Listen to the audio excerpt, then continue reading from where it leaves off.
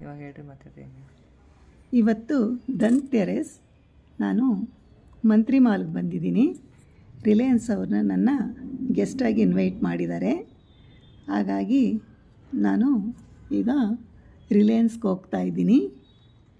ಇವತ್ತು ಧನ್ತೆರಸ್ ಆಗಿರೋದ್ರಿಂದ ಶಾಪಿಂಗ್ ಮಾಲ್ಗಳೆಲ್ಲ ಭಾಳ ರಿಚ್ಚಾಗಿ ಅಲಂಕಾರ ಮಾಡಿದ್ದಾರೆ. ನೋಡಲಿಕ್ಕೆ ತುಂಬ ಖುಷಿಯಾಗುತ್ತೆ. ಯಾಕೆ ಅಂತಂದರೆ ದೀಪಾವಳಿ ಹಬ್ಬ ಇರೋದ್ರಿಂದ ತುಂಬ ಚೆನ್ನಾಗಿ ಡೆಕೋರೇಟ್ ಮಾಡಿದ್ದಾರೆ. ಶಾಪ್ಸ್ ಎಲ್ಲ ತುಂಬ ಐಟಮ್ಸ್ಗಳೆಲ್ಲ ಬಂದಿದೆ. ನೋಡಲಿಕ್ಕೆ ತುಂಬ ಖುಷಿಯಾಗುತ್ತೆ. ನಾವಿವಾಗ ದೀಪಾವಳಿಗೋಸ್ಕರ ಅರೇಂಜ್ ಮಾಡಿರತಕ್ಕಂತಹ ಹಾಲ್ಗೆ ಹೋಗೋಣ. ಅಲ್ಲಿ ದೀಪದ್ದು ಅಲಂಕಾರ ಮಾಡಿದ್ದಾರೆ. ಭಾಳ ಚೆನ್ನಾಗಿದೆ. ನೋಡಲಿಕ್ಕಂತೂ ತುಂಬ ಬ್ಯೂಟಿಫುಲ್ಲಾಗಿದೆ. ನೋಡಲಿಕ್ಕೆ ನೋಡಿ ಹೇಗೆ ಕಾಣ್ತಾ ಇದೆ ಅಂತ ಹೇಳಿ. ಇನ್ನೂ ಅವರು ಲೈಟ್ ಆನ್ ಮಾಡಿಲ್ಲ.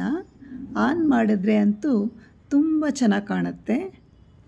ನನಗದು ನೋಡಿ ತುಂಬ ಇಷ್ಟ ಆಯಿತು. ನೀವು ಒಂದು ಸರ್ತಿ ವಿಸಿಟ್ ಮಾಡಿ. ಅಲ್ಲಿಗೆ ಹೋದರೆ ತುಂಬ ಚೆನ್ನಾಗಿ ಒಳ್ಳೊಳ್ಳೆ ಸಾಮಾನುಗಳೆಲ್ಲ ಸಿಗ್ತಾಯಿದೆ. ಎಲ್ಲ ಕಡಿಮೆ ಬೆಲೆನಲ್ಲೂ ಕೂಡ ಸಿಗ್ತಾ. ಇನ್ನೇನು ದೀಪಾವಳಿ ಹಬ್ಬ ಬರ್ತಾ ಇದೆ. ಈಗೆಲ್ಲ ಪರ್ಚೇಸಿಂಗ್ ಮಾಡಬೇಕು ಅಂತಂದರೆ ಒಳ್ಳೊಳ್ಳೆ ಮಾಲ್ಗಳಿಗೆ ಹೋಗಿ ಪರ್ಚೇಸ್ ಮಾಡ್ಕೊಂಡು ಬರಬಹುದು. ಇವಾಗ ನಾನು ರಿಲಯನ್ಸ್ ಬಗ್ಗೆ ಹೇಳ್ತಾ ಇದ್ದೀನಿ. ರಿಲಯನ್ಸಲ್ಲಿ ತುಂಬ ಚೆನ್ನಾಗಿ ಅಲಂಕಾರ ಮಾಡಿದ್ದಾರೆ. ಜ್ಯುವೆಲ್ಸ್ ಎಲ್ಲ ಸೇಲ್ಸ್ಗೆಲ್ಲ ಇಟ್ಟಿದ್ದಾರೆ.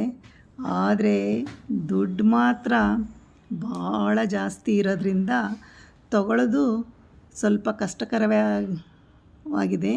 ಯಾಕೆ ಅಂತಂದರೆ 1 ಗ್ರಾಮ್ಗೆ ಇವಾಗ 11,000-12,000 ರೂಪಾಯಿ ಆಗುತ್ತೆ. ಆದರೆ ಹಬ್ಬ ಅಲ್ವಾ, ಇವತ್ತು ಧನ್ತೆರಸ್ ಆಗಿರೋದ್ರಿಂದ ಕೆಲವರು ಸ್ವಲ್ಪನಾದರೂ ತೊಗೊಳ್ಳೋಣ ಅಂತ ಹೇಳಿ ರಿಲಯನ್ಸ್ಗೆ ಬಂದಿದ್ದಾರೆ. ಮಂತ್ರಿ ಮಾಲ್ ಇದು.